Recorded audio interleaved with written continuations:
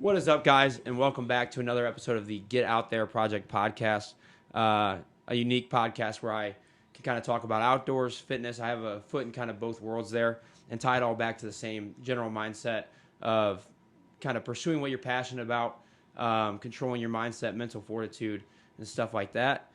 Today, I'm really excited. I have an awesome guest, Mike Trotter, from being a personal trainer, working with First Form, but he also has dabbled in reeling in hammerheads and hunting pythons out in the Everglades. So he's kind of had a hand in a bit of everything. So let's just kind of start off by kind of diving into your history with fitness first, because obviously that's what you've been doing a lot longer. Yep. Kind of take me through what got you into fitness, how you got into it, kind of your background there, and then kind of how it turned into personal training and then working with First Form, obviously, which is amazing. Gotcha. Well, first of all, thanks for having me, man. This is a cool setup you got here. But as far as how I got into fitness, I played basketball growing up, right? Mm-hmm. So that was the initial goal. The initial goal was to try to make something out of that. Long story short, end up playing a little bit of college basketball. And then after college, I remember sitting at graduation thinking like, one, how did I finesse this situation? Like, I'm about to graduate, right? Because when you're in college, you think it's going to last forever, right? Exactly. So I'm sitting at college graduation, and I'm thinking, like, yo, what's next? Like, what am I going to do next? Yep. Because the pros weren't in the cards. And if you play sports before, everybody thinks they're going to make it. And then you start to realize, because I went to a couple pro camps and a couple pro tryouts and realized that, it's a different level of talent out there. Like, so I'm gonna have to get a job. I realized that very quickly. And, so I got an exercise science degree in school. Mm-hmm. So with that, I decided to pursue personal training because, dude, I was the teammate. No matter if I was the best player on the team or the worst player on the team, I was the teammate that was going to stay after practice with you and, shoot free throws. I was the teammate that was going to show up early with you and take jump shots just because I wanted people to get better, Hell yeah. So I pursued the exercise science degree in the personal training lane, and I ended up working as a personal trainer at a corporate gym in Bloomington. And then, quickly worked my way up from there from a personal trainer to personal training manager. And then, social media came out, right? Yeah. So I just essentially started filming myself doing what I did because a huge part of my role was to teach trainers how to do it, right? Mm-hmm. Understand the psychology behind why people need to, why people are going to want to work with you and things like that. So I just filmed myself doing it. And, through that, my social media presence grew and, people will reach out and ask me to come do seminars and for their staff and, that's kind of where the brand of the PT Boss started. Yeah, of course. And if you don't follow him on Instagram already, his handle is at @ThePTBoss, right? Yep, the PT Boss on Instagram, and then the PT Boss official on TikTok. Okay, and he posts some amazing content. He's posting every day, not just him working out, but also him posting videos of him talking about mindset, about some awesome things, nutrition-wise, supplement-wise. So definitely worth checking out. Especially if you're looking for tips, fitness-wise, nutrition-wise, all that kind of stuff. Let's kind of dive back into, obviously, college sports, because I played a little bit of college football. I played football throughout high school, stuff like that. And I think that there's a lot that you can kind of learn, not just about the sport, but about yourself, about your mindset, about your personal drive to be successful outside of the sport as well. Where did you play and kind of what did you learn throughout the process of playing throughout college? So, first of all, I grew up in Chicago. So, high school basketball in Chicago is giant. like it's huge. You know what I mean? It's very competitive. And if I'm being straightforward, I couldn't pass the ACT. Right? Like I remember sitting in front of that test, and I'm just like, oh, I ain't never seen these type of questions. So. At that point, where I was going to go, my options were very limited. You know what I mean? So I went 2 years and played junior college for 2 years. Okay.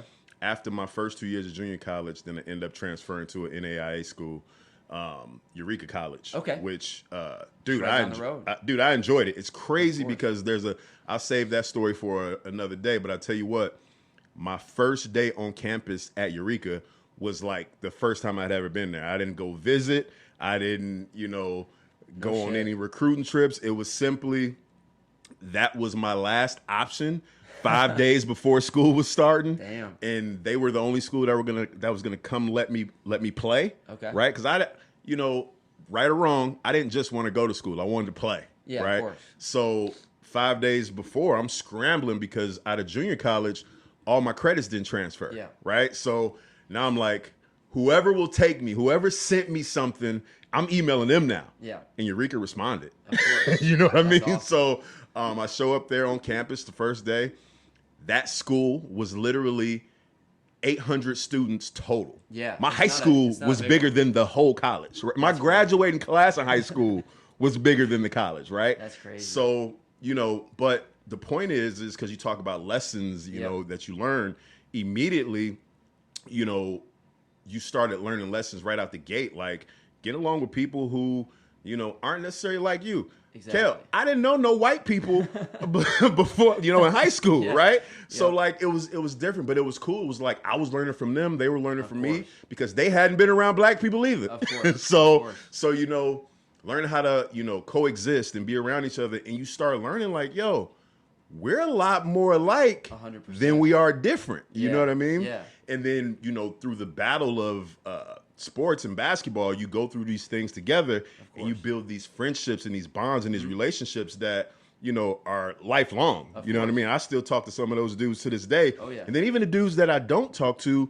I'll see them randomly in a grocery store and it's like, yo, you know what I mean? Because of the things you went through together, 100%. Win, lose, or draw, nobody will understand that bond because they didn't go through it with you. But the guys that were there, 100%. it's like, whether you talk every day or you talk sometimes, it's like we went through it together. Yeah. You know what I mean? So yeah, I can relate to that a lot. With football, you go even like high school football, like you go doubles, you go 110-degree heat, you're battling through sweat, injuries, blood, tears, all that stuff. I mean, the bond that you form in a sport setting like that is way deeper than any kind of friendship you can form. Absolutely. And it's crazy because like you don't even realize it's happening until it's happened. Yeah.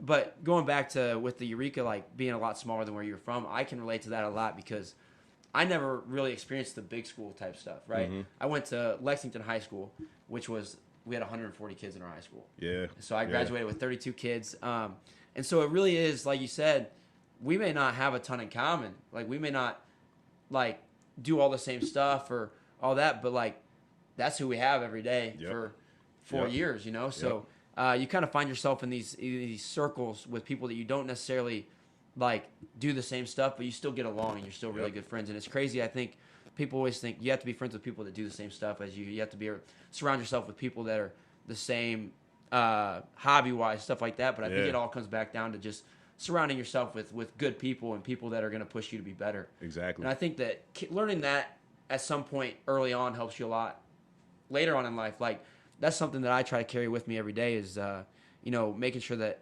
always keeping in check the people that are around me. Yep. Because you're a product of your environment, right? 100%. And if you have people around you that aren't motivated, that don't have drive to be better, you're never going to get better. Because who's going to push you, So I think it's neat to look at it from your perspective where you were in that big school setting and you could kind of pick and choose and be around people that had everything in common with you. Yep. Whereas like me, like I never experienced that. So I always, from a very young age, learned like, look, I like to hunt and I like to fish. I like to do all this outdoor stuff, but not everybody likes to do that. Mm-hmm. Doesn't mean I can't be friends with them. Yeah, exactly, exactly. And so I think it's a really valuable lesson to learn at some point, earlier the better. But especially when we talk about success and mindset, I think building up off that is like surround yourself with people that are in the same lane as you, go in the same direction, and not people that are going to keep you back where you're at right now. And I think that's something that people just struggle to learn a lot. I mean, you hear the cliche. You're the, you're the average of the 5 people that you hang out with the most, right? And it can be cliche because you just hear people say that all the time. But when you really look back in retrospect, it's true. You know what I mean? It's 100%. Like the times when you can look back at the times when you were, maybe not going in the direction that you wanted to go. Yeah. Right. Who were you around? Yeah, exactly. What were you doing consistently? What were the habits you guys were executing on a daily and consistent basis? you can directly correlate those things to like, okay, I was hanging around Joe and he's an idiot. You know what I mean? And when I was, I think it's so easy to get sucked into that and not even realize it's happening, you know? And it's happened to me in the past, and it's like you almost just have to, like, at some point it just like clicks and you're like, wait, what am I doing? You know? Like, you have to take a step back and reevaluate everything. And if that means you have to, like, distance yourself from certain people or cut ties with certain people, if it's better for you, you always have to do what's better for yourself. And what's better for your future, you know? And I think that's something that I've learned, especially in the last year or so with, you know, switching up to working where I work now and kind of taking the dive into the more of the fitness world, is I found myself surrounded by more people that are like-minded, people that are more driven to be successful. And all that's done for me is just push me to even further hone in on my skills to build, whether it be my personal brand with content creation or continue to have that drive in the gym to better myself physically, mentally, health-wise, all that kind of stuff. I think it's all just a product of who you're around. 100%. And I think that for me, you know, I've had to cut some people off along the way, you know, but for the most part, it hasn't necessarily been a lot of cutting off. It's been, this is the direction I'm going in, right? If you want to go there too, let's go. Exactly. If not, what happens naturally, because I'm going here regardless, those people tend to fall off. Exactly. You know what I mean? And it's not necessarily a phone call or a sit down where it's like, hey, we can't be friends anymore. It's more of a, dude, this is what I do on a daily and consistent basis. And because you don't do that, it starts to make you feel uncomfortable. Yeah, and know what I mean? I think given like that kind of mindset is you have a unique opportunity to be able to push other people to pursue that as well, or kind of be a wake up call to those people and and be like, hey, look, you're bumming it every day. You're not doing what you need to be doing. You can come with me. Routine. We can do it together, you know? I'll drag your ass to the gym anytime. We can better ourselves together, or I'm just not going to have time to not do anything, you know? Exactly. And I think it's a hard truth that people sometimes have to figure out either on their own or somebody has to push them to that. Yeah, and they end up making a choice for themselves. Exactly, and I think that's the unique opportunity that I'm looking to do with what we're doing here is like just be able to share that with people and be like, look, sometimes you just got to take a look in the mirror and say, am I doing what I can do to get where I want to go, or am I stuck in that same old routine, old song and dance every day? I run a mastermind for trainers and aspiring trainers who are trying to like figure it out and trying to like learn how to grow their personal brand, learn how to grow their personal training business. And we were just talking about that this morning in the private Facebook group, where it's like, you know, you look at this industry and you're like, oh, it's so saturated, so I can't be successful, right? And the point I made this morning was, just because a lot of people are in it doesn't necessarily mean it's saturated, right? Yeah. Sometimes you have to truly look around and understand that it's hard for most people to be consistent. Right? So because that's the fact, now the next step is looking in the mirror. The person looking back at you may have that same issue with being consistent. So if both of those things are true, right?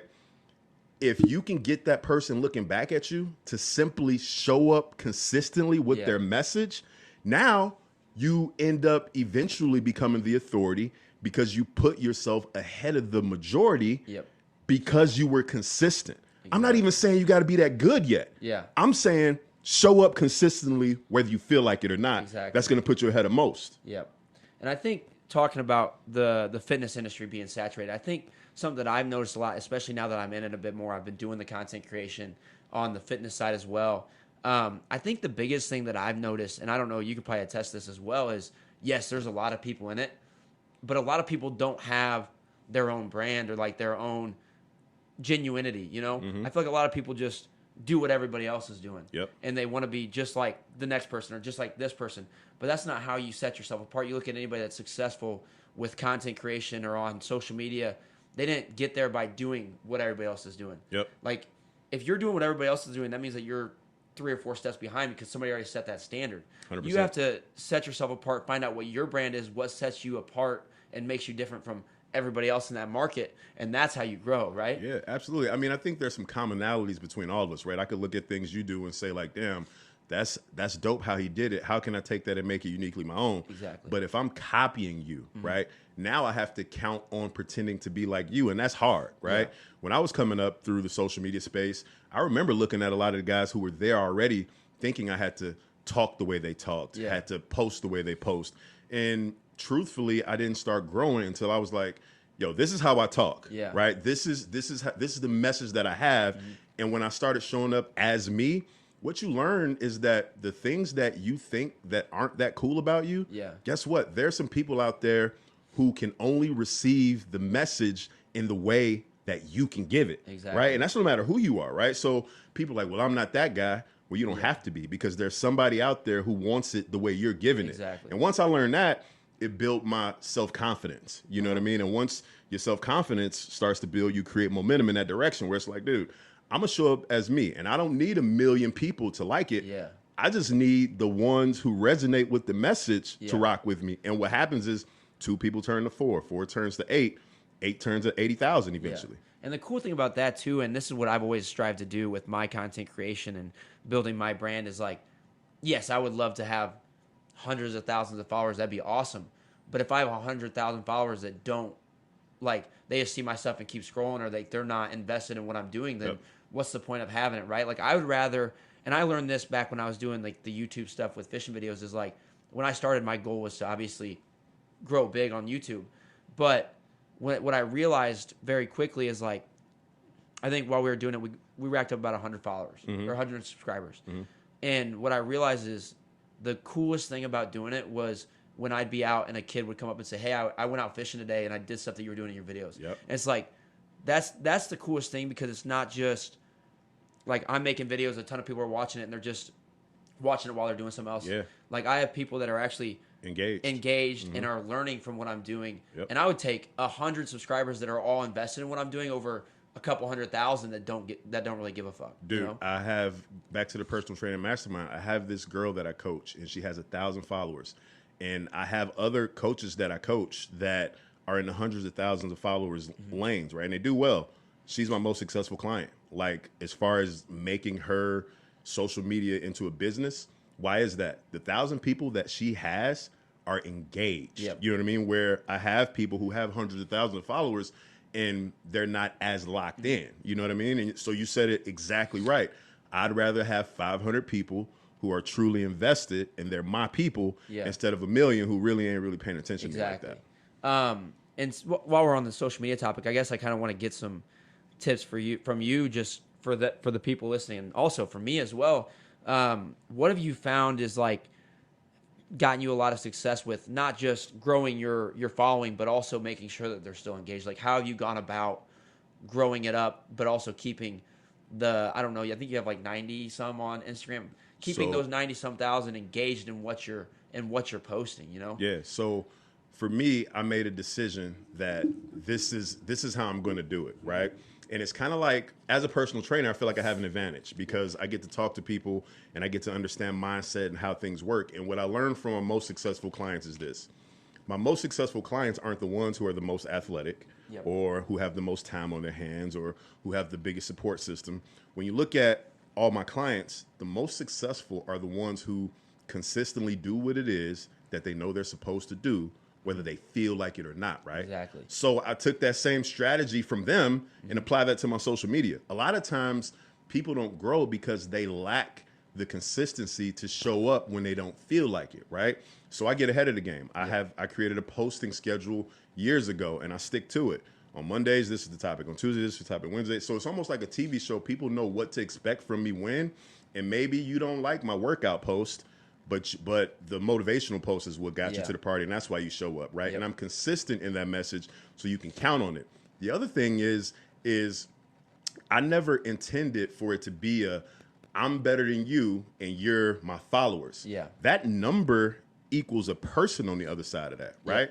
And I understood that from the beginning. So when that kid comes up to you and says like, hey, I watch your videos from fishing, it's not like, cool, thanks, man. It's like, I'm excited as he is, 100%. Right? And I'm asking him about him and I'm engaging with him and I'm building a community because I care about people. Exactly. Right? So it's the slower approach, but the reality of it is when people know that you care about them, now they're more invested in you.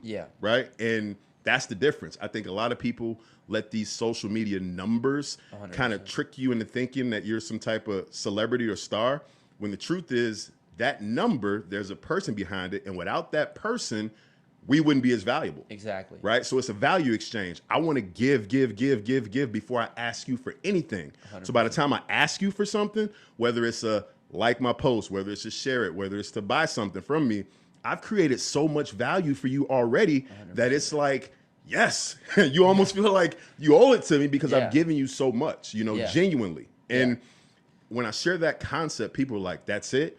Well, yeah, that is it. But the thing is, you got to be consistent with that. Exactly. And that's where people fall off. They'll do it for a little while. Yeah. And it's like, all right, I'm going to do this for a little while and see if it works. Same thing with fitness. If you did that with your fitness journey, would it work? Yeah. No. It's like you got to do it for the long haul. Exactly. So I made a decision years ago that this is what I'm doing, period. When it's working, I'm still doing it. When it feels like it's not working, I'm still doing it. Making some adjustments, but still doing it.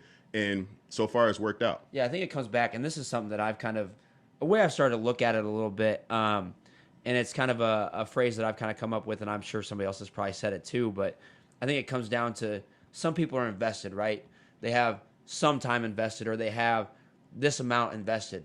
But to really be successful, especially in the long haul approach, I feel like you just have to be all in. Yep. Like, this is where I'm going, and like there's no way I can fail because it's all I have is in it, Yeah, and if I fail, like there's nothing to fall back to. That's that. It's because it's always a chance of failing or not getting to where it is that you want to be. But when you're all in, it's like, dude, I'm doing this no matter what. Yeah. This is it. Yeah. And I think another thing too is like, talk about getting where you want to be. I think some people get so caught up in like where they want to end up that they don't even take the time to enjoy like the journey or realize like, look, this is where I want to end up, but it's not where I have to end up, right? Follow what's just go with the flow a little bit. Keep doing what you're doing, but like maybe that's not what was planned for you. Yeah. Maybe you're supposed to end up over here, and now you're so focused here that you can't see like the path that you're going. And that's one of the hardest things because we all have goals, right? 100%. And sometimes we get so fascinated,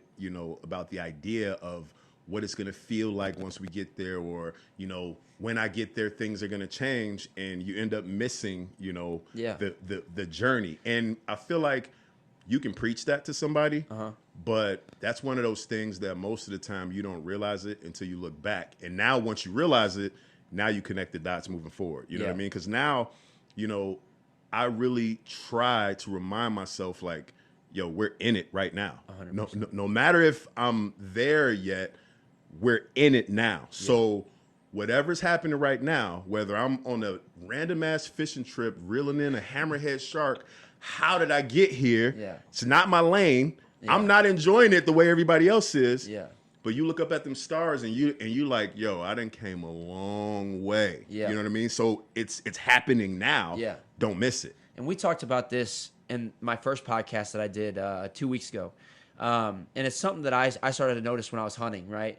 And I won't go fully into detail on the whole story with it, but basically you'll be out hunting and leaves are rustling, squirrels are running around, and then all of a sudden everything will go quiet, right? Mm-hmm. For like sometimes 30 seconds, sometimes a couple minutes. And first couple times it happened, I didn't even realize what was happening, right?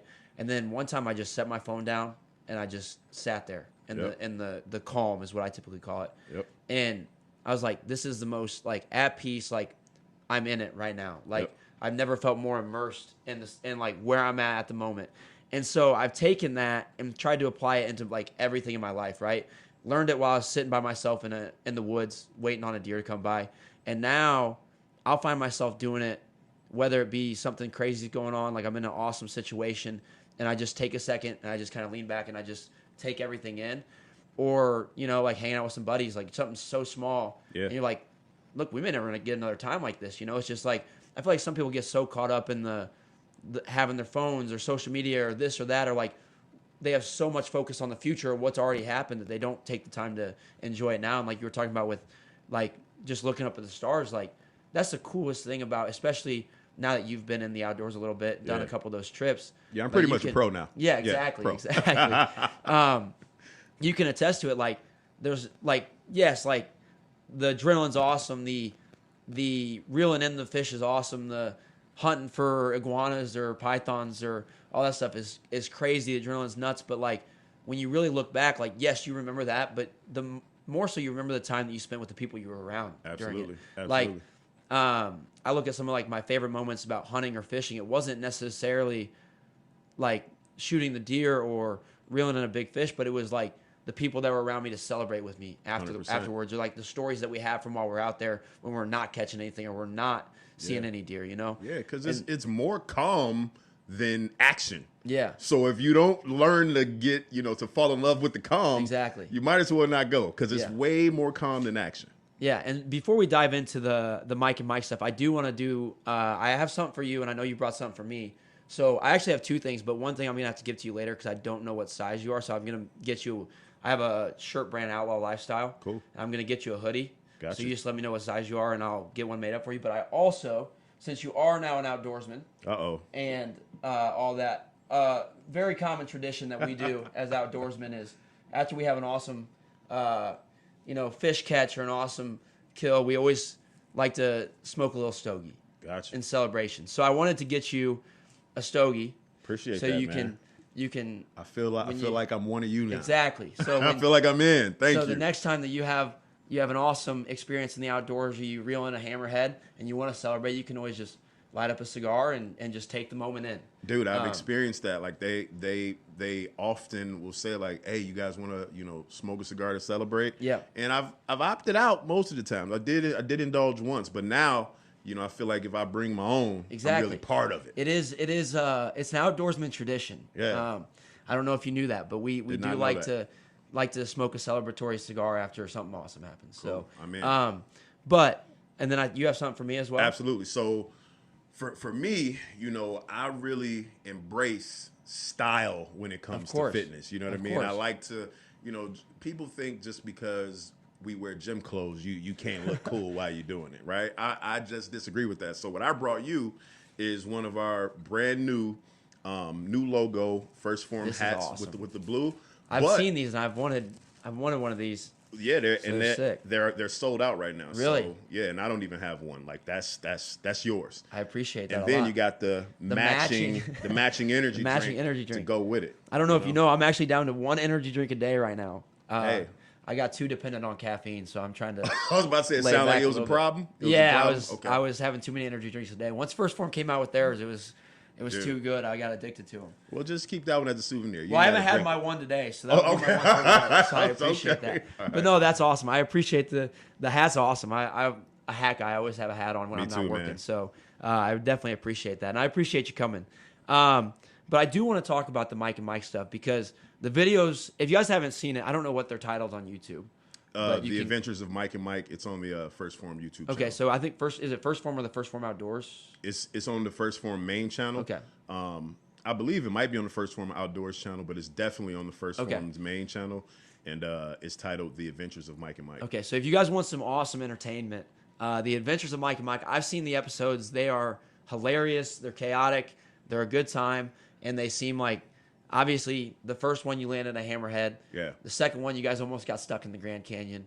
And the third one, you guys went deep sea fishing and got a little seasick. Yeah. And then the one, I don't know when the next one's coming out, but that one seemed like it might have been the craziest of all of them. Dude, best one yet. Yeah. Best one yet. But let's talk about it a little bit because I want to know how it came about, first of all. Because obviously, it's very apparent that you don't know what you're getting into during these trips. And then just kind of, let's start with the first one with the shark fishing and go from there. But let's talk about how you got into it and the experiences that you've learned from it. So it's interesting because, like, I don't really know how it all started, like how we decided this is what we're doing. Mm-hmm. But Mike and I have become friends over the years, and like we're really close. Yep. Like, and what people appreciate about our dynamic is that, especially with everything going on in the world right now, we're not supposed to be as tight as we are. Of course. Like, he's a NYPD cop, white dude from where he's from. I am who I am, black dude from Chicago. Yeah. We're not technically supposed to like each other. Of course. That's my best friend. Yeah. That's my homie. So it's interesting the way we get along because he's kind of laid back, reserved, and I kind of pull a different side out of him, and he pulls a different side out of me. Yeah.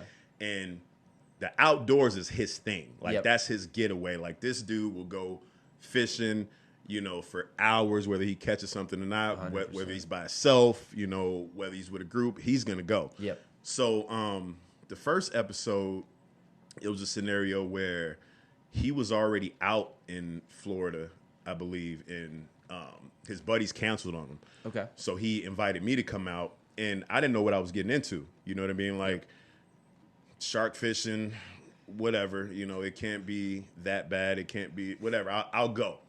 And dude, it was pretty intense because there's a relentlessness that fishermen have that you gotta love it to have it. And I don't love it.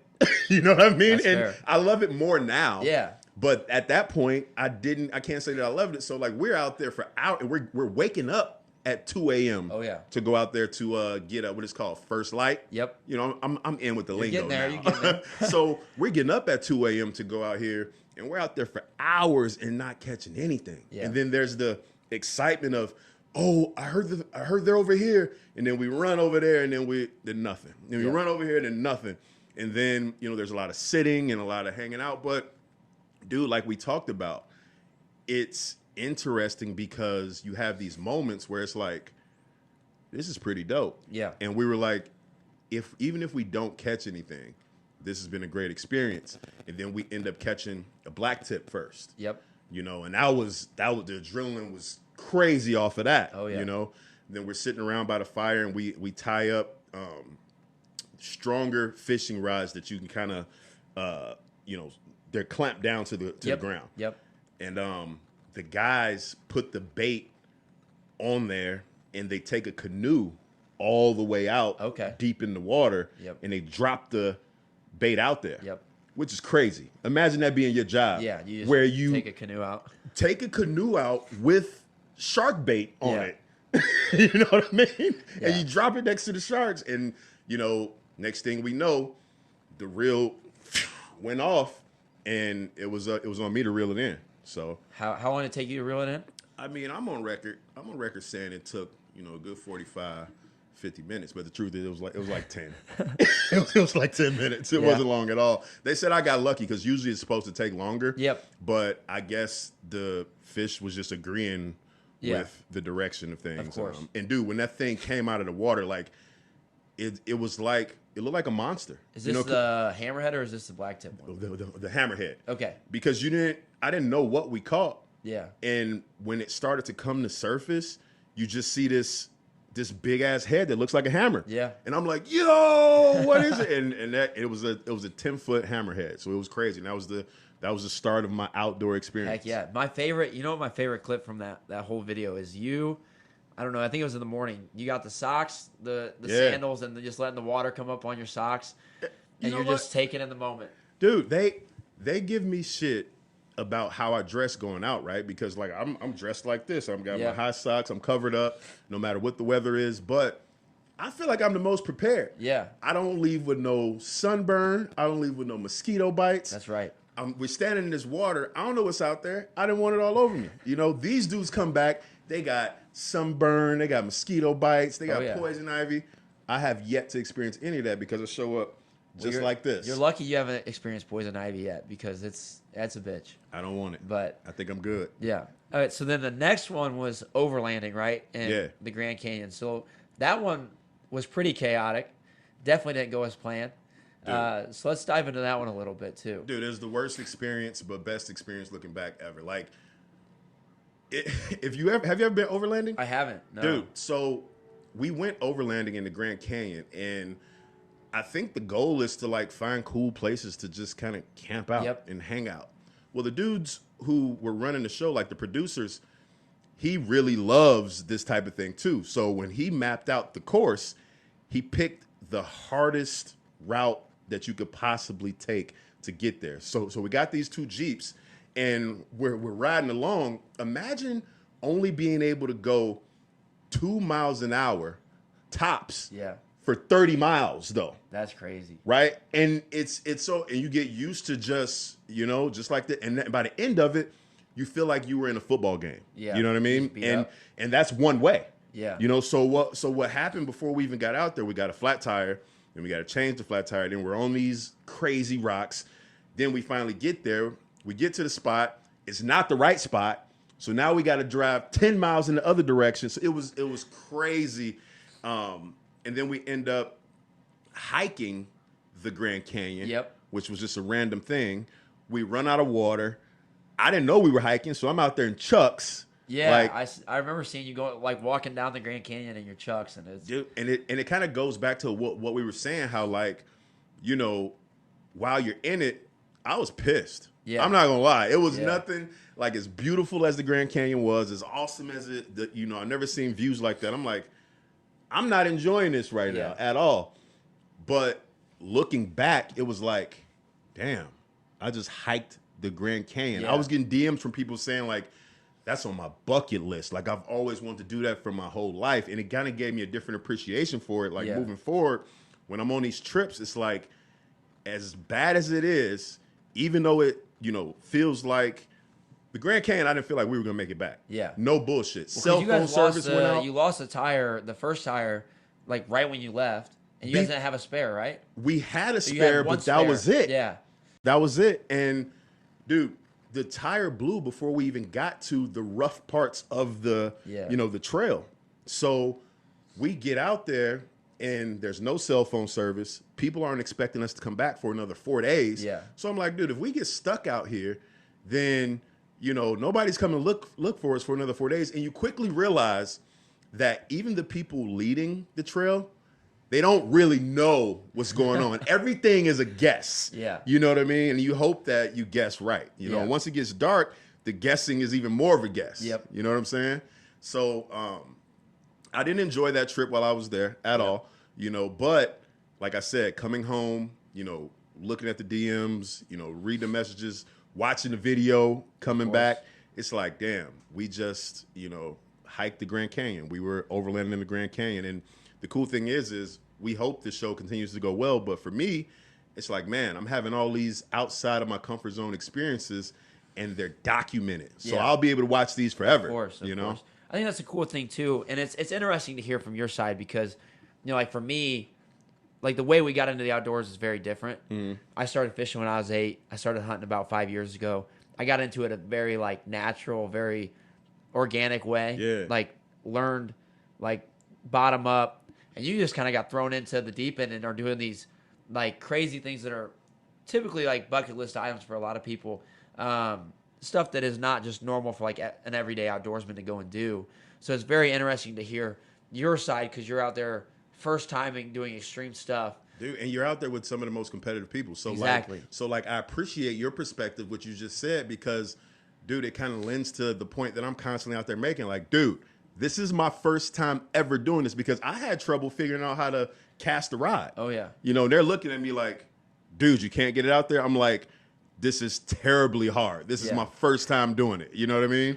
Yeah. So like people come up doing this and yeah, I'm getting thrown into it, but you kind of learn to adjust as fast as you possibly can, make the most of it because it's a short time, and you know, try to have a good time while doing it. And that's the biggest thing that, especially even for me, I've been doing it for a long time. You're still always learning 100% of the time while you're out there. Whether you're going in for the first time doing shark fishing, overlanding, all that stuff, or like for me, I fish tournaments, I go out in the woods. I'm still learning something new every time. And I think just being able to adjust on the fly, like you said, and I think it comes back to when we were talking about the journey and not being so caught up in the end result, is like just trusting what's going to happen is going to happen and enjoy what's going on while you're doing it. Absolutely. Learn on the fly. Don't get too caught up in what you're trying to do. Just let it happen. Yeah, and that's challenging while we're out there. It's such a great message because like we're also in the back of our mind. It's like we're also filming a show, Of course, right? So it's like you want to go out there and succeed because you know if you don't, it's like, well, what are people going to get excited about as it pertains to the show? And you can feel the anxiety from the producers wanting it to work out. And luckily we've been lucky, knock on wood, like we've always had a very climactic ending. Like, you catch the hammerhead, or, when we went tuna fishing, we caught, like once we tied up and actually started catching the yellow tuna, like it was one after another after another, like we talked about earlier. It's a lot of sitting, a lot of, trying to make it happen. But then once it happened for us, it went crazy. And it's been like that every single trip we've been able to, be successful. So let's talk about the tuna fishing, because that one's super. The video is hilarious. It definitely seemed like you had a hell of a trip. Obviously, battling a bit of seasickness at first. Dude. But then you guys did end up catching a lot of tuna, and it all worked out. Yeah. But let's talk about that one a little bit. Dude, that one was, we go, and before we get there, they asked me, have I ever been on a boat before? I'm like, yeah, I've been on a boat before. And they're like, all right, cool. So they're like, well, just take a little bit of Dramamine, and you should be good. Yeah. I didn't know I got seasick, right? So we get out there, bro, and we're deep out there. Yeah. So it's to the point where the boat is rocking. Like, I'm talking about intense rocking. Oh, yeah. And I remember tapping Mike, and I'm like, when is it going to stop doing this? I was thinking in my head, like, while we were riding out there, it gets to a point on the water where it stops doing that. You know what I mean? Yep. And I'm like, oh, this is the experience the whole time? Bro, we were out there for 8 hours. Oh, yeah. And it didn't stop doing that. So I started throwing up the first 30 minutes. You know what I mean?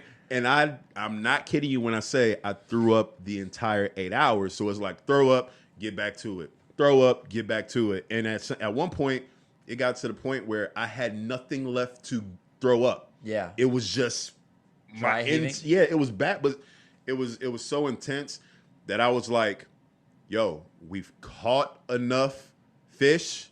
Because when you out, you're a fisherman, Oh, yeah. When you're out there with fishermen, they don't want to stop. No, when you You get know on a what I mean? bite, you don't want to get off a bite. They don't. And I'm like, dude, take me home or I'm no longer doing the show. Yeah. You know what I mean? Like, Oh, yeah. take me back. And eventually we went back. But, dude, it was cool. That was the first day. And then the second day, I went to the store before we went out, and I got the bands you put around your wrist. I got the oils you put behind your ear for seasickness. I got the Dramamine. I was ready. And, we were successful early out there on the water, so we didn't have to be out there very long.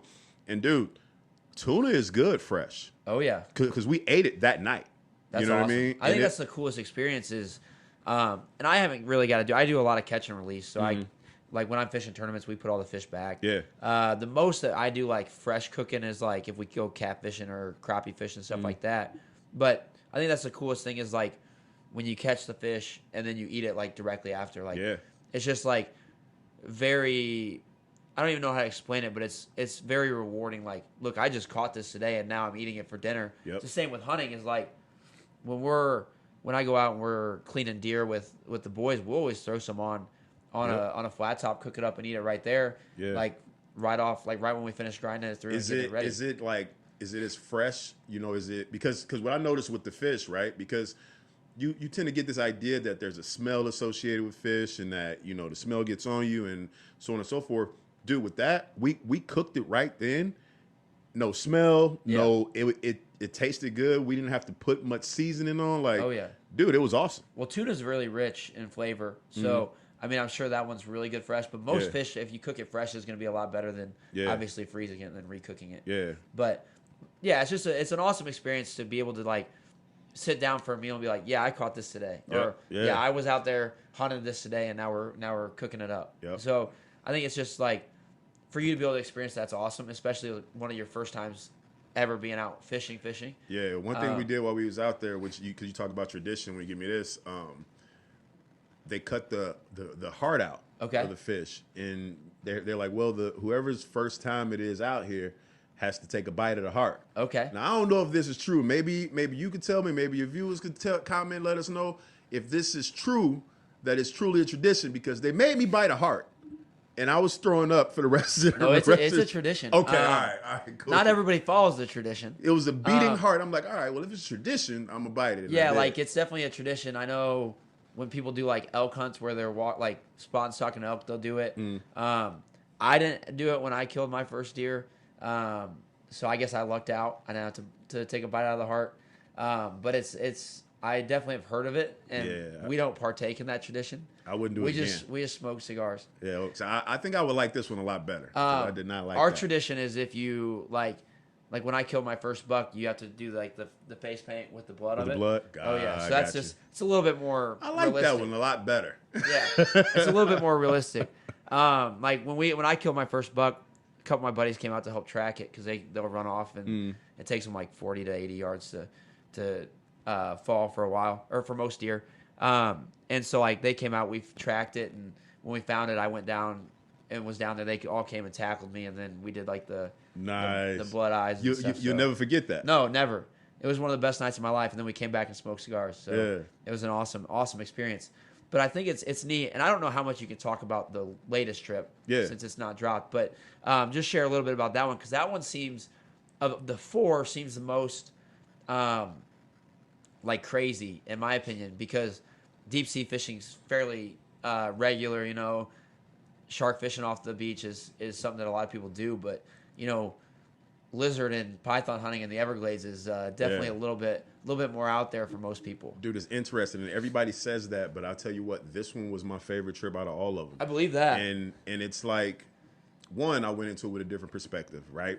But 2, you, no matter what the perspective is, there's fear around there. Oh, 100%. Right? There's fear, because I've never been around snakes. Only interaction I've had with snakes is what you see on movies. Oh yeah. So like, you have this fear around snakes, and you don't really understand why you're scared of them. Yep. You just know that you are, Yep. right? So Yep. so like, when the plan is to go hunt python, you're like, okay, wait, run this by me again. So so once we get there, we actually spend the first half of the day shooting the iguana, but it's not just for the thrill of the hunt when it comes to that. The reason they do that is because the iguana are very invasive out there. Like, dude, they're everywhere. Like, literally, they are everywhere, and they're, you know, they roll in packs, right? Yeah. So, and they're taking over the infrastructure out there and making it, you know, really tough to live. Oh yeah. So, they do it not only for sport, but it's to, you know, keep the population low, because they started out as pets and people got rid of them. Well, then, you know, they, you know, mate and make more, and it's intense. So anyway, we get out there and we're doing that, and I'd never, you know, shot a gun. Yeah. So I didn't know how good or not good I was going to be at it. And we're out there on this boat with Python Mike, who's like an expert in this lane. Like, this is what he does. And I guess a lot of people like want to do this thing with him, because, you know, when I posted him on my social, everybody's like, oh my God, I've been wanting to go on a trip with him forever. Really? So I guess like this is his lane, and he's really good at it. So we're on his boat, and, you know, the name of the game, once he gives you, you know, he takes you through the training on how to use the their AK-47 air rifles, though. Yep. But they're powerful. That's what I thought. I saw him in the video, the little clip you posted. It looked like they were the air rifles. Yeah. They're sick. Dude, crazy. And he's got scopes on them. So once he explained it, and I'm like, okay, this is how you use it. Dude, I could see with the scopes he had, I could see an iguana here from here to Bloomington. Yeah. You know what I mean? Oh, yeah. So like, once I got it on the scope, you pull the trigger, it's like, you know, and I found myself to be really good at that. Yeah. So we took down like at least 40 of them, you know, in an hour or two span. That's awesome. But the thrill of doing it, I tell you what, it's an adrenaline rush for sure. Bet. But little did I know we were gonna go python hunting that night, right? Shit. So I thought this whole time we were gonna do it in the daytime, and I thought it's just you just walk around looking for the snakes. Nah, dude, it's at night. You're rolling around the Everglades in the water on this little boat. Okay. And you got these flashlights and these big lights, and you're looking deep in these islands, right? And the islands are like, you know, forest, like trees, you know, sticks, all the stuff you don't want to be walking through. Yep. And you pull up on them. You look for ones to pull up on, and you walk around and you look for snakes. Well, he's got this dog who tracks the snakes down, and, you know, we end up coming face to face with a couple of them. You know, out of the 10 islands that we searched, we ended up coming across like a 6-foot python that actually bit Mike. I heard about that. That's going to be on the show. And then we came across a 10-foot python that we caught as well. So it's crazy. I can't wait to see how they put it together. Yeah. Because the way it happened is just hard to explain, and I want to see it. Yeah. You know what I mean? Because it probably and what I've realized with filming like fishing and stuff is it sometimes like the crazy stuff happens so fast that you look back and you don't even really remember much of it. You're like, dude, that just happened, and I don't even know how it happened. All I remember is I turn around, the cameraman falls on his back. We're trying to help him up. In the midst of trying to help him up, we turn around, and there's a snake, and you think, you're looking for snakes. Where would you look? On the ground. Yeah. The first one we found was eye level with me. Hanging from the tree? Hanging from the tree. That's crazy. You know what I mean? So I'm excited to see how they put it together, man, because, it was crazy. And I don't really remember exactly how it all happened. So I'm looking forward to seeing it myself. I can't imagine just turning around and being eye level with the python. Dude, Mike came across it first. And Mike, the other Mike, he's like, and when you're going through those woods, you're looking for the path of least resistance. Yep. Right? So, you end up finding these little lanes that it makes sense to walk through. I'm going through the opening. Mike's like, don't walk that way.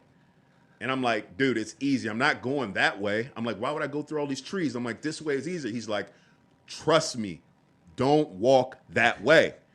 And I was pissed, brother. I'm talking about, because at that point, I don't even want to be out there no more. 100%. We're looking and we're not finding anything, and you're just going through these woods. I'm like, okay, I trust you. I go the hard way, and when I come around, I see why he didn't want me to go there, because the snake was literally hanging from the tree. So if I'd have went that way, it was smacking me right in the face. That's crazy. You know what I mean? We're talking about a python, brother. That's no joke. That is no joke. That is, like, I think some of the stuff that I do is crazy with hunting and fishing, but python hunting is a whole different ballgame. Dude, I feel like it's scary, but it's crazy for me. And I think the advantage that I have as a beginner is it's all the same type of fear, right? No matter if I'm out there fishing, no matter if I'm out there, shark fishing, no matter if we're climbing the Grand Canyon, since it's all new for me, it's the same level of fear. So I don't know if I could honestly say I was more scared with the snakes. It was the same level of fear.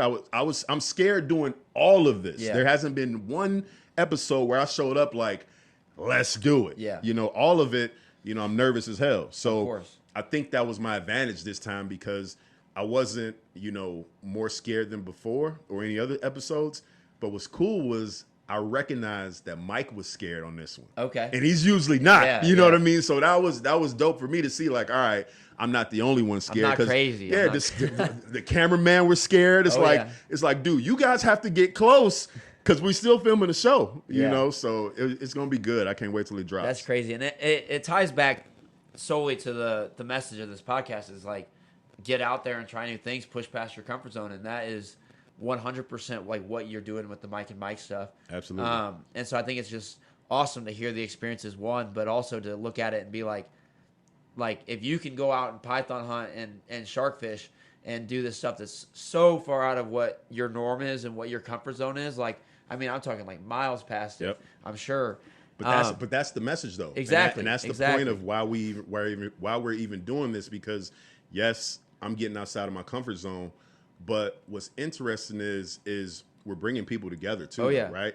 It's like when I'm at the gas station at home, and random dudes from my neighborhood are walking up to me and saying, I saw you on that shark show, man. That's crazy. Yeah. But now I'm thinking about, probably doing it. You know, it's like, it's getting other people to think outside the box. It's getting other people to think. It's like, you really hang out with that cop? It's like, yeah, man, he's actually pretty cool. You know what I'm saying? It's like, because where we grow up, we have this perception of, what we were taught or what we think we saw on TV. And it's like, once we actually are in the situation, like I said about teammates, you end up realizing we got way more in common than we do different. It's just we're from different places. I think that's the hardest thing, is people just go so much off of what they hear or the perception or the stereotype or this and that, and then we forget that, look, the other person's a human being as well, right? Like there's not that much difference between me and you. Like we were brought up differently. You were from Chicago. I'm from a podunk town in Central Illinois. We're different on that level, but we look back at it and we're like, we're both human. Yep. We both like to work out. We both have the same type of ambition and drive. It's like there's not as much that sets us apart as most people would think. You know? And if you are willing to have the conversation, exactly, right? That's the biggest problem, right? Like, dude, some of the talks that we get to have out there, like with each other, it's open and it's genuine and it's honest and it's educating each other. It's like, oh shit, I thought so. Wait, all white people don't do. You know what I'm saying? It's like, oh wait, so black people don't, and that's how we talk to each other, and we don't. It's not a situation where I'm judging you for what you thought. I might have to say, like, nah, dude, that's not how it is. You know Yeah. what I mean? And you might have to tell me, nah, dude, that's not how it is. And Yeah. we may joke back and forth with each other, and 100%. It's okay. Yeah. You know what I mean? It's not a scenario where it's like you said something to me in a joking manner. Now now you're automatically you don't like us. No, Yeah. and I wish that we can get back to a space where, you know, that's okay. Yeah. Right. And I think that's part of our goal with this is to just, you know, be a space where people can look at and they're reminded, like, man, they remind me of me and my boys. You know what I mean? And if they can get along, maybe I should give that dude that don't look like me a chance. But if I give it a chance, I might find out that we got more in common than we do different anyway. And that's the special thing that I found with outdoors, and that is like when you're out there, say you're on a boat with a guy, like you're not going to sit there in silence, and there's no agenda, you're not thinking about what's happened, you're not thinking about what's going on later, you're not thinking about what the news is saying or anything like that. It's you and him, and there's no agenda there, there's nothing. Especially when you're on that boat and you realize, listen, no matter if I'm black and you white, if this thing goes down, we're both going down. Yeah. So what can we do together to 100%. Make sure that don't happen? Yeah, you know and what I mean? I think just being in that environment frees it up to just be able to have talks that most people wouldn't have on a day-to-day basis. 100%. And you can kind of get into like the nitty-gritty of like some deeper conversations and really get to know people in a different level. And that's one of the best things that I think about outdoors is like I think about the people that like I'm friends with outside of it, and then the people that I do like hunting and fishing with, and I'm like, we've just had more opportunity to be able to like get to know each other and have conversations that you don't just have on a day-to-day basis. You know? Yeah, even and that's so true, man. Like even being out there, even the camera crew that we're out there with, like those are my boys now. You know what I mean? Like you don't get to see them as much because they're behind the scenes. 100%. But like when I go to HQ, I go right to their office. You know what I mean? And I'm hanging out with them because of the bond we've built doing this. You know what I mean? Like they might be behind the camera, but they're out there with us too, and they're putting it on the line too. If this thing goes south, they're going too. And it's a scary feeling to have when you're out there.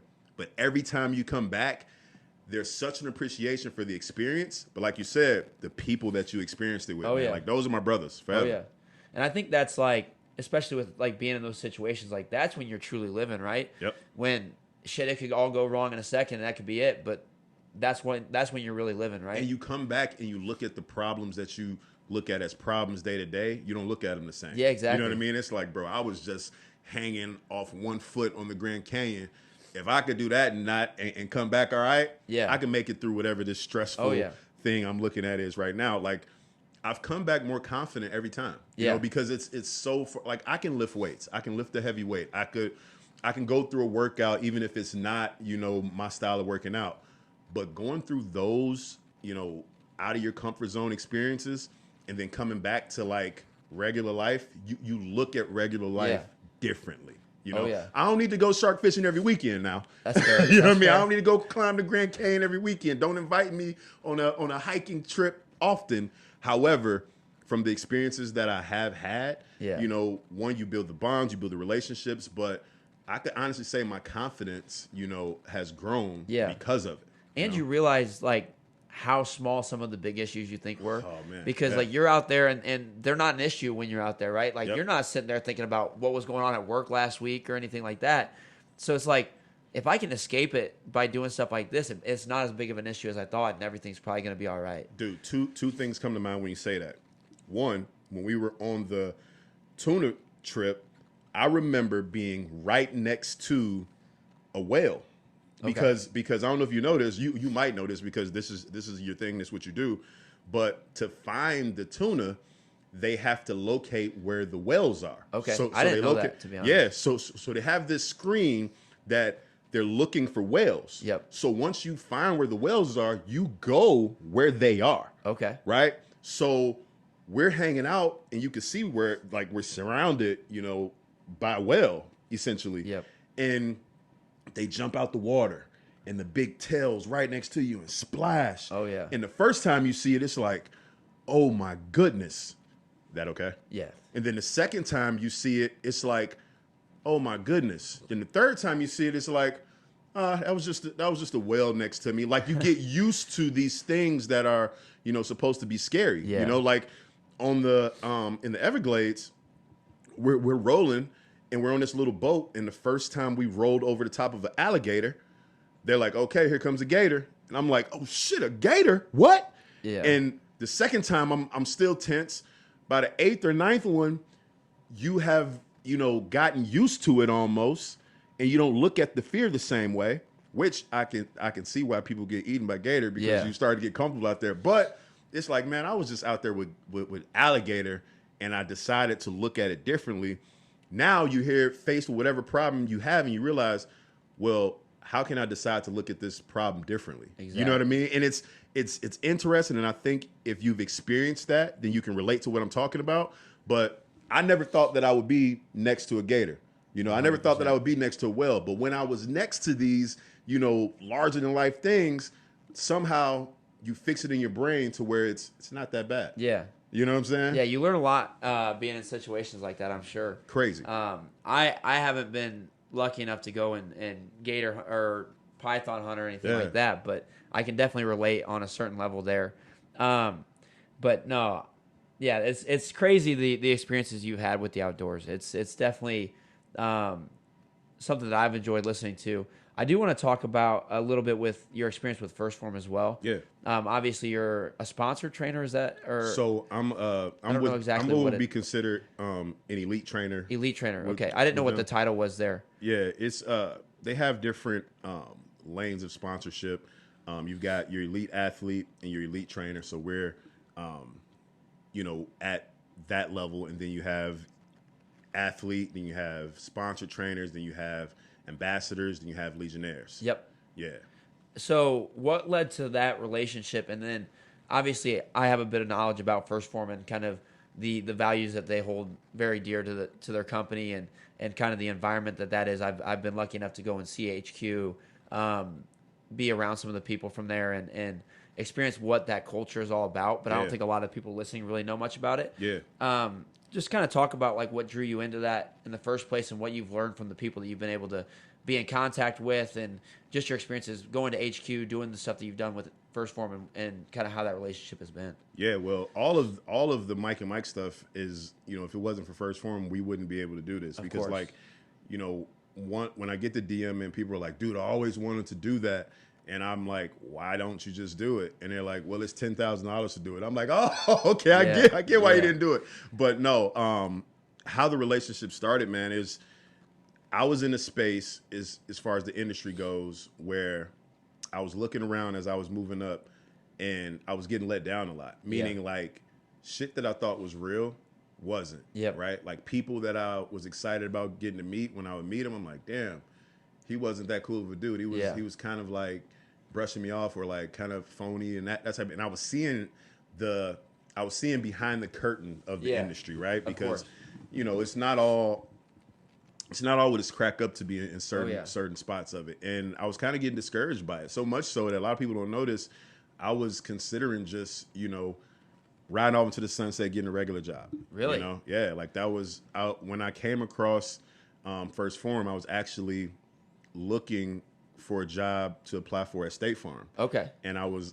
in my office at the gym, and I was scrolling, and I came across a video of Andy sitting on the back of a pickup truck, and he was pissed, and he was talking about how the industry is fake, and we're sick and tired of it, and it's fake and it's phony, and we're going to be the ones to change it. And everything he was saying, I resonated with it. And I'm like, dude, I don't know what this dude is selling. I don't know what product it is. I don't know but I want to be a part of it, right? 100%. And that's when the first athlete search came about. And this was like 2014, 2015. Okay, so that was pretty early on in First Form. They came about in 2009? Yeah. But the athlete search was a new thing that they did like in 2014, 2015. Okay.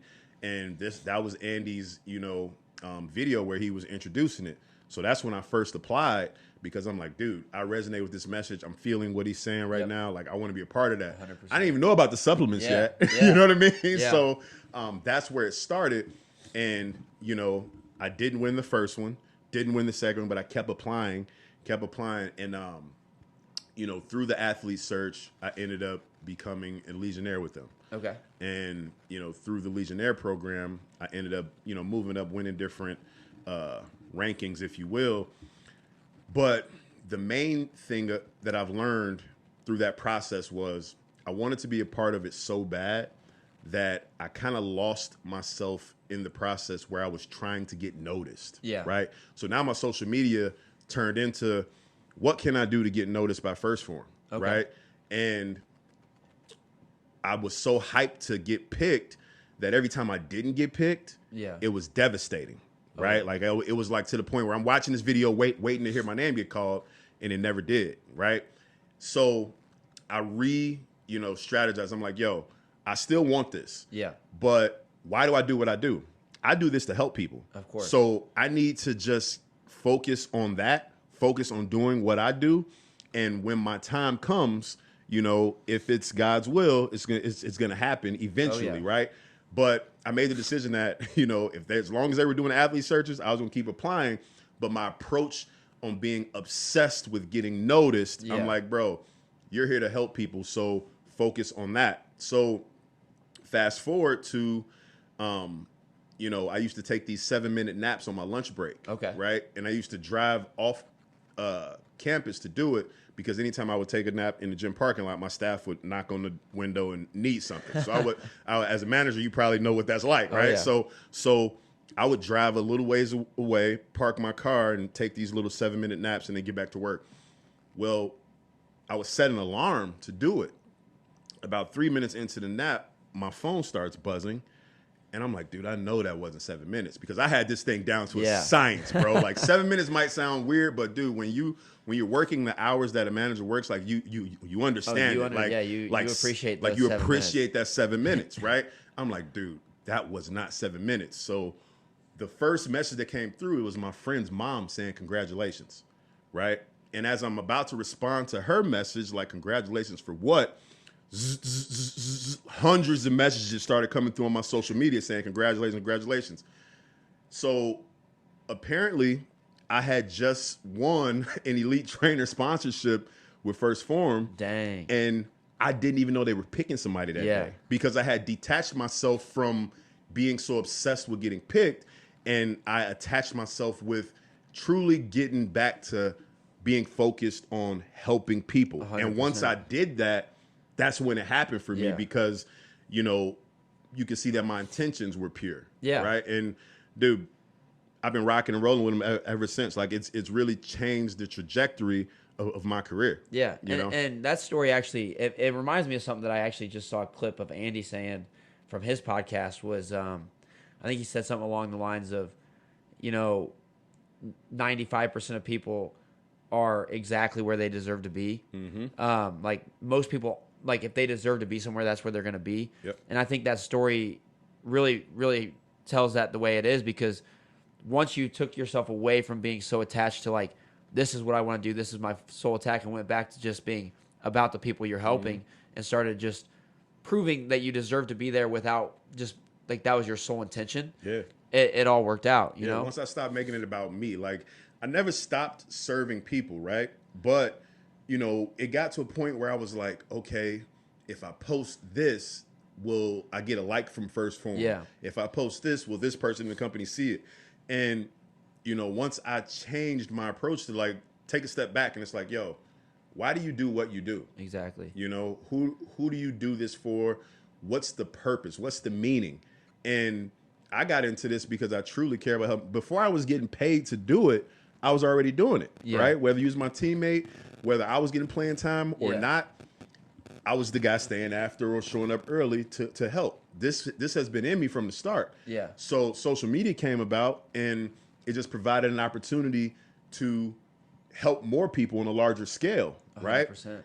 So once I tapped back into that, it was interesting to see all the doors that started to open up.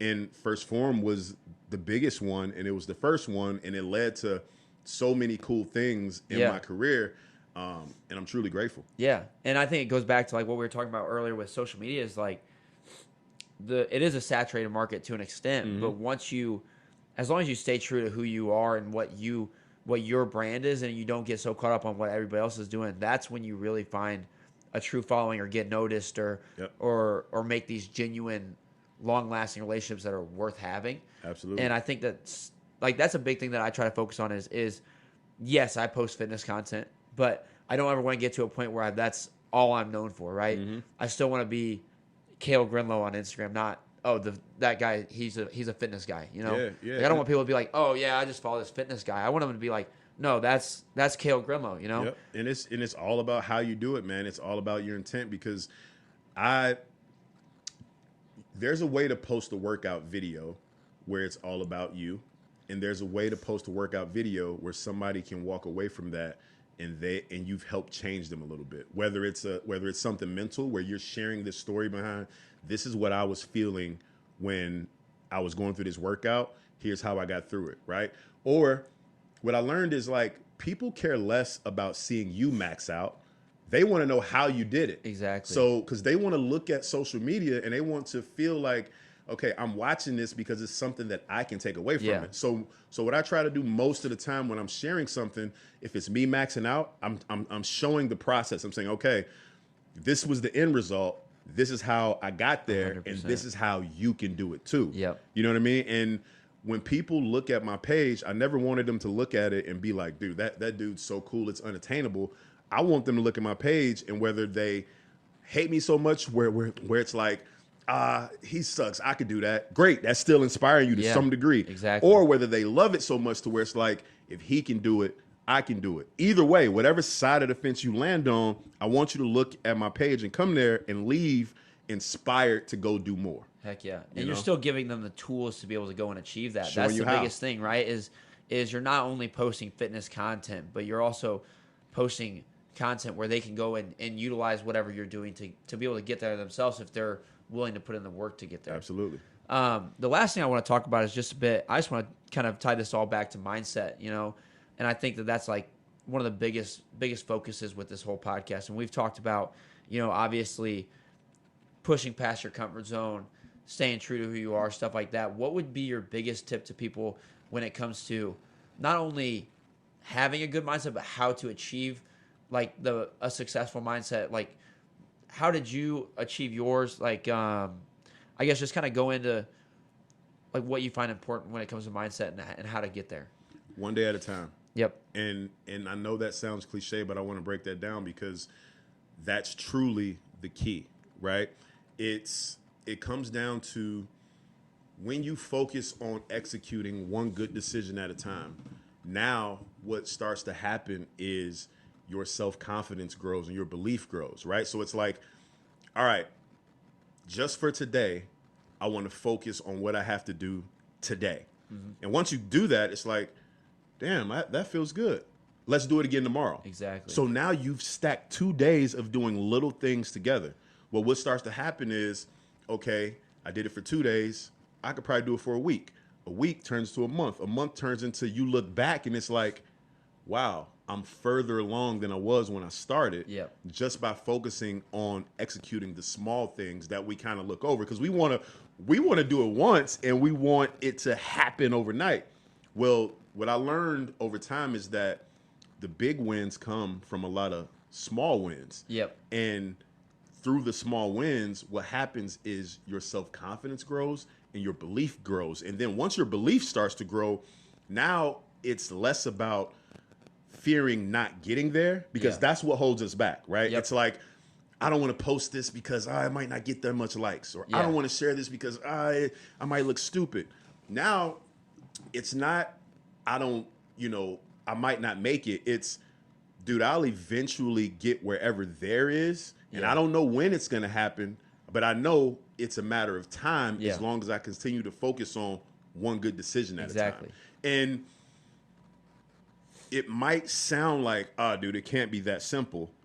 It is that simple, but that doesn't mean it's easy. Exactly. Right? And that's the difference, because you don't know how long it's going to take, right? And that's what it goes back to what you were talking about earlier, where if you can immerse yourself in the journey, now you start to appreciate these small wins. 100%. And now you start to respect yourself more for getting better just a little bit. Yeah. I think, talking about I think there was a bit of a mental block there that people run into. And I ran into it myself, honestly, when I started kind of being more active on social media. I remember I filmed a video of me talking.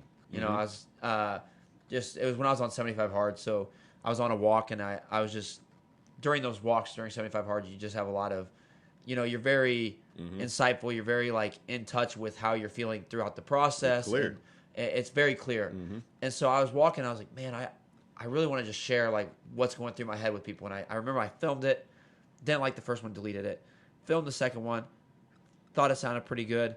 And I waited like 3 days to post it because I had this mental block. I never posted anything of me just talking to the camera, other than like when I was doing YouTube videos for fishing. Yep. And I was so caught up in like, oh, what are people gonna think? What are people gonna like it? Are they gonna enjoy it? And I remember just being like, no, this is like what I was feeling in the moment. I felt good enough about it to film it, and it was something that I wanted to share with the people, whether they take it and run with it or not. I owe it to myself and to them to at least share it and put it out there. And once I did that, I do them here and there, and the feedback I got from them was awesome. And I was like, it's crazy to just think like, man, I almost just deleted that one too. Like, I think just pushing past that mental block of like, what are other people going to think? Like, are they going to like it? Is it going to work out? Like, if you want to do it, just do it. And that's such a powerful story. And I don't want people to miss, how powerful that truly is, because the reality of it is, dude, even when they do like what you did, it's short-lived anyway. Yeah. So you can't do it for them, right? And I learned it's like, okay, if I do this and it gets no likes, right? If my intentions were genuinely pure, and I did this from a place where, I wanted to share this for whatever reason, right? I wanted to help, I wanted to educate, I wanted to motivate, I wanted to entertain, whatever it was, I felt like it was the right thing to do, then it's okay to share. Because even if it blows up and it goes viral, I've had multiple videos go viral on TikTok, right? Once it goes, it's over. It's not like it goes viral and now all of a sudden you are living in this mansion, and it doesn't go like that, right? Yeah. So it's like, okay, now what?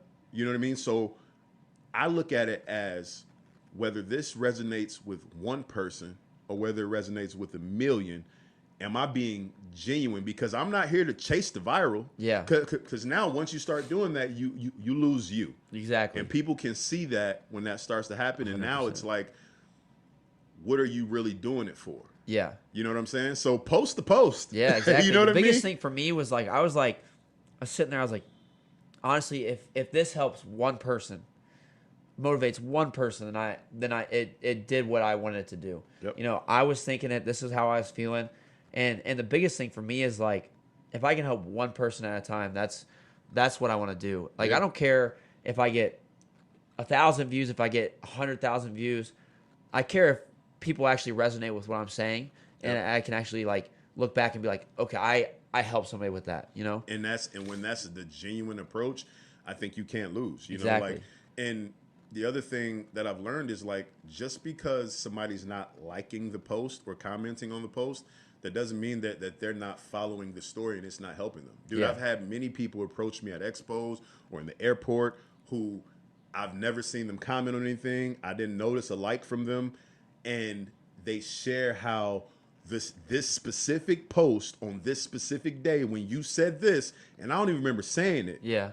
It was just what I needed at that time. Yeah. You know what I'm saying? And the feeling you get in that moment, you're doing the right thing, because it's like, you didn't do it for the like. They didn't even double tap it. Yeah. You know what I mean? Yeah, like, exactly.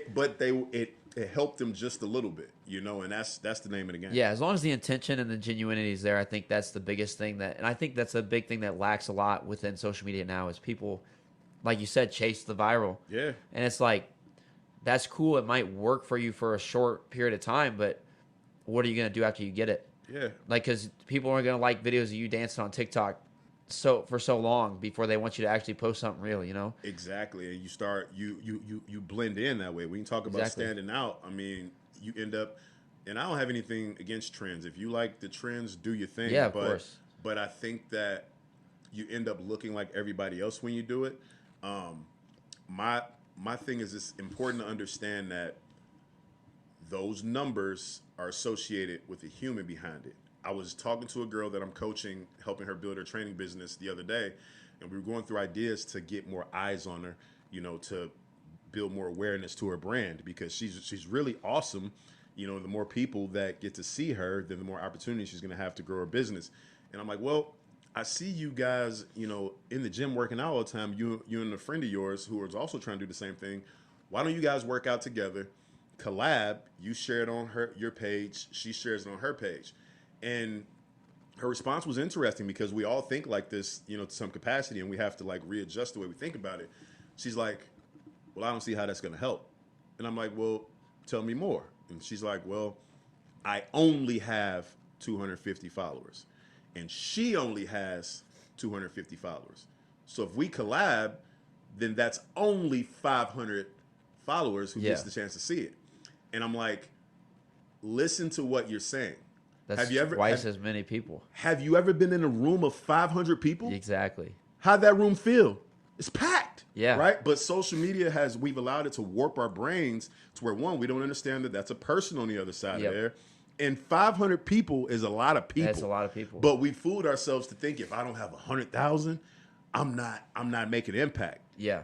Dude, that's the furthest thing from the truth. And once you change the way you look at it and you understand, like, dude, that's another opportunity for me to help people. Yeah. Now I think that's where the real growth happens. Yeah, and it comes back to like what we talked about earlier. Like, I'd rather talk to 100 people that are invested than 100,000 people that don't care. 100%. And so it's like, 500 people in the grand scheme of social media doesn't seem giant because of the way that social media perceives 500 people. Mm-hmm. But if it's 500 people that are actually people that are invested in what you're saying, that's a huge reach. Yeah, it's 500 chances, regardless. You know what I mean? Like, if you turn the 500, now those 500 people share that to another 500 people. Now you just doubled again, and it's perspective, it's man. stacking wins and compounding. And that's the game. Yeah. That's the entire game. Exactly. Is what I just talked about. One decision at a time. It's stacking wins. Exactly. That self-confidence grows.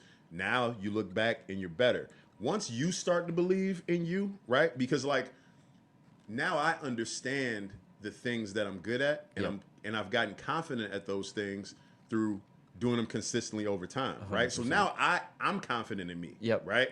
And don't get me wrong, I still have moments of doubt and fear, but even in those moments of doubt and fear, you can lean on the fact that, well, I've won at this a lot of times already, so I know I can do it, and I'm able to do it scared because of it. Yeah, it's gaining momentum, 100%. I think that's the biggest thing. That's like where people get so caught up in the end goal, right? And they don't realize, like, if I let one win turn into two turn into three turn into four, what's that? That's a snowball effect. Absolutely. And as the snowball gets bigger, it moves faster. So, yeah, it might not seem super fast at first. It comes back to, like, exponential growth. Like, it's going to start out slow, but once it starts to go, it's going to go as long as you stay consistent and you're all in. And as that snowball is growing, you start to believe that you're a winner.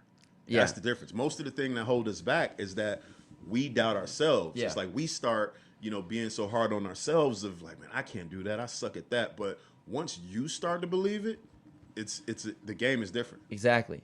And once you buy into like, I'm good at this, but I suck at this. Once you buy into the stuff that you suck at, you can only get better at it. Yeah, 100%. And, it's like, for me, it's some of the things that I suck at, do I even need to be over there in that lane? Yeah, exactly. You know what I mean?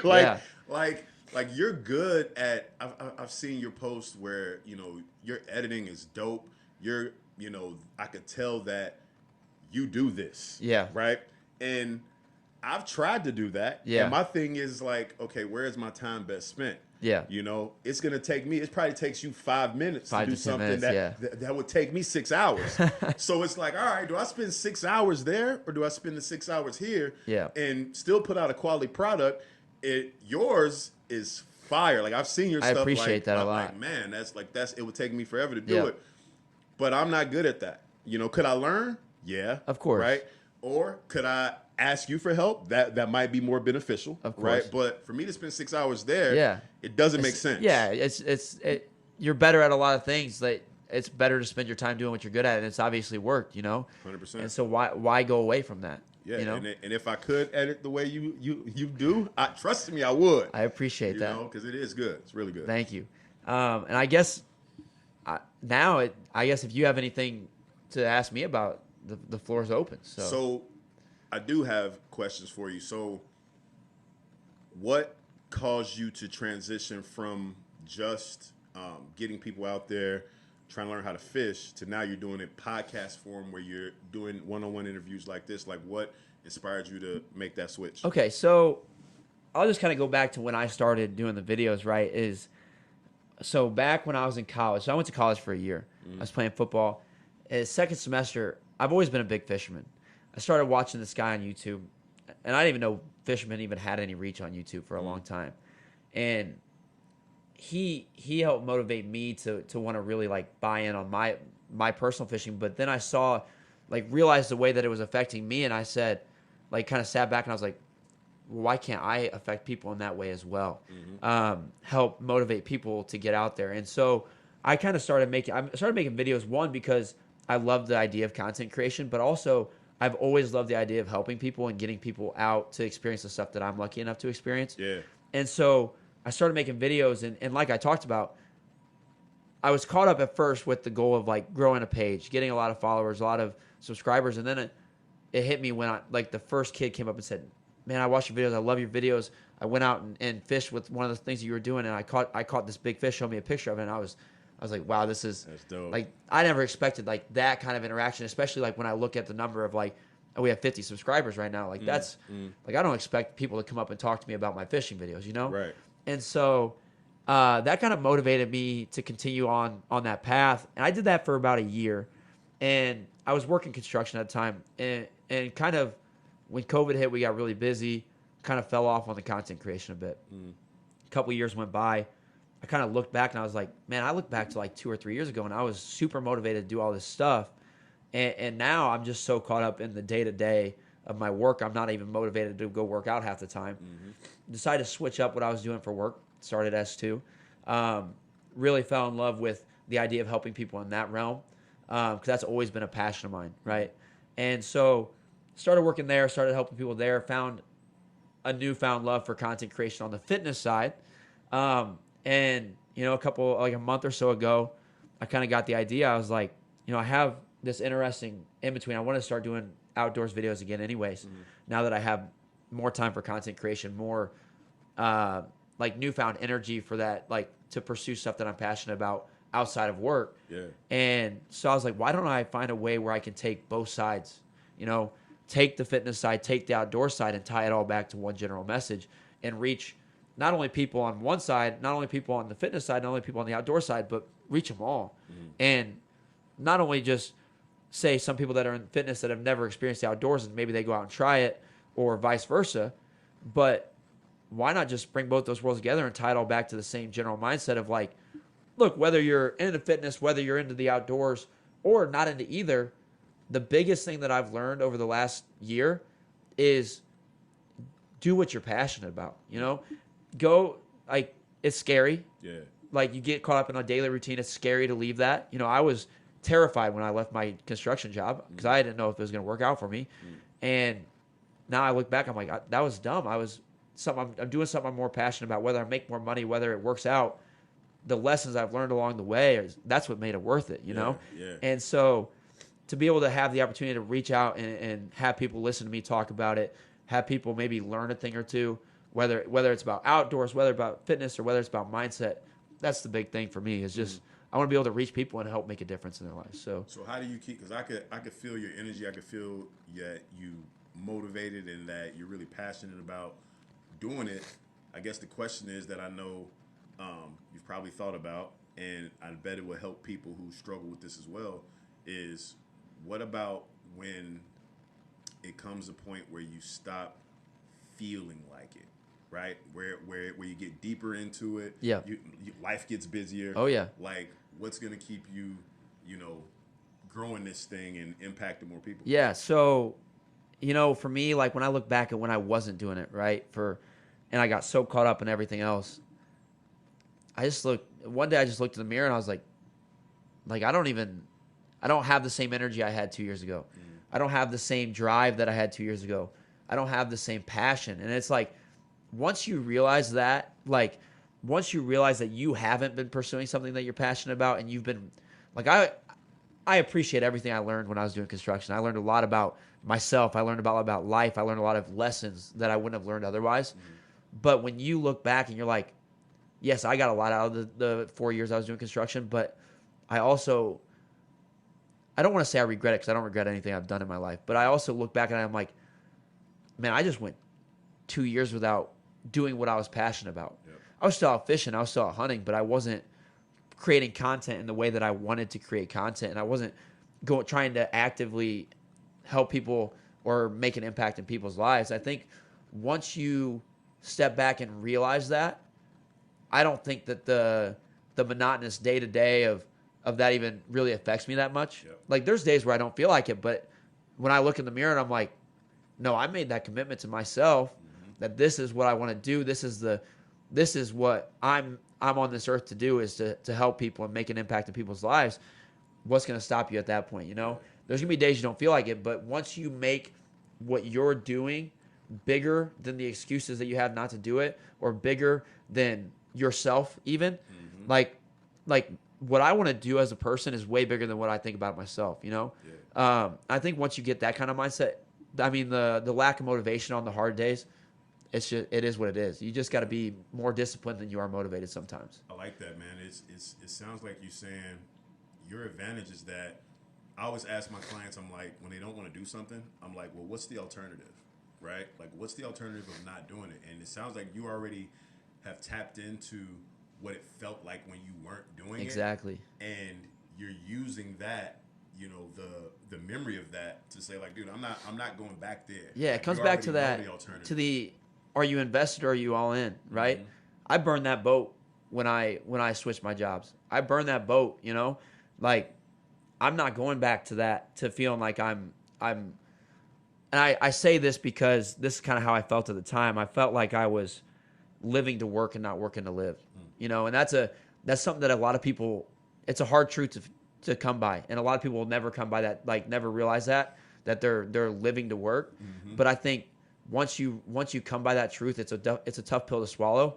But the sooner you realize that that's what you're doing, the sooner you can make that change to move into that mindset of like, how am I going to utilize what I'm doing for work to live and pursue the life that I want, and to make the impact, and to do what I'm passionate about, and to impact the lives that I want to impact. Yeah, that's powerful, dude. You just reminded me of a coach I used to have. He used to say, you could get sucked into just earning a living, yep, or you can decide to design a life. Exactly. It's so sounds like that's what you're saying. Yeah, it's so easy to get sucked into a day-to-day routine and get completely invested in what you do for work and let that consume your whole life, and let that drain the energy out of everything else that you have going on.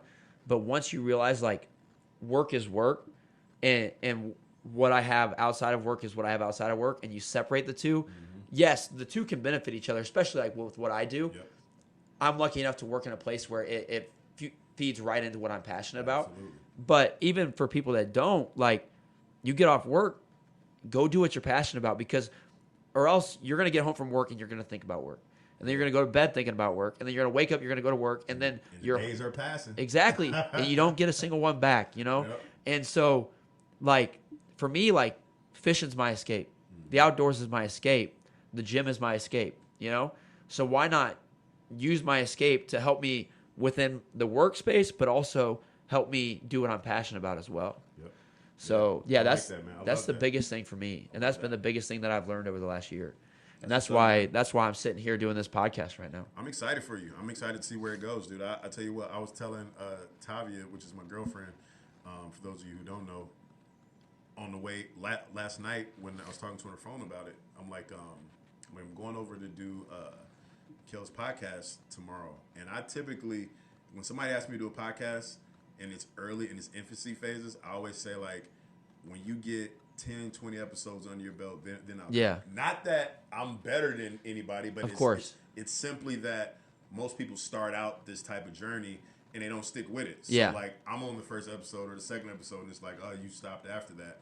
So with you, there's every interaction that I've had with you, there's a fire there, even if you don't say much, because like, it's not like you're always jumping off the counter saying, "What's up? Welcome to the show." But it's there's always a passion there that can be felt. It doesn't have to be said. And I'm like, you know what? I'm gonna do it for that reason. I wanted this energy exchange. You know what I mean? And more importantly, I want to see where you take it from here. I appreciate that. You know? And I 100% appreciate you doing it. I know it's only the second episode and it's nothing crazy yet, but this conversation, this back and forth that we've had, and no disrespect to any other podcast that I've done, like, it's one of the best back and forths. Like, you ask good questions, like, you listen well. Like, it hasn't been any awkward. Of course. What do we talk about next? You know and the cool thing is like, I didn't come in with an agenda on what to talk about. And most people will send me something like, well, here's the questions, and I liked that you didn't say, I don't. This is what we're going to talk about.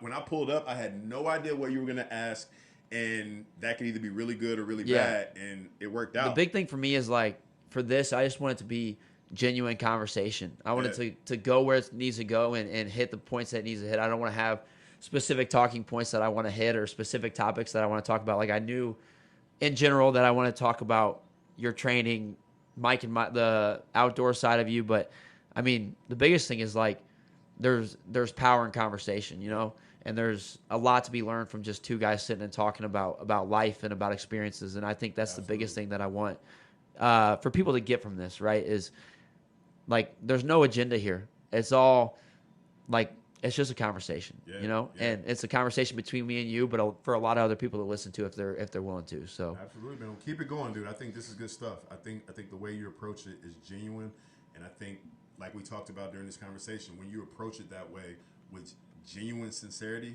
you can't lose. Exactly. You know, it's only a matter of time. Well, I appreciate your time today. No doubt. And for you guys listening, I appreciate you guys if you made it this far. I hope you did, because this was an amazing conversation. Please share the podcast. That's a big thing. I don't really plan on doing, like, any kind of ads or anything unless it's a company that I really believe in. But please share the podcast. Go follow this man on the socials at @ThePTBoss. He's an awesome dude, posts awesome content. And please like and subscribe. And I appreciate you guys tuning in. We'll catch you next time on the Get Out There Project podcast. Peace. That was dope.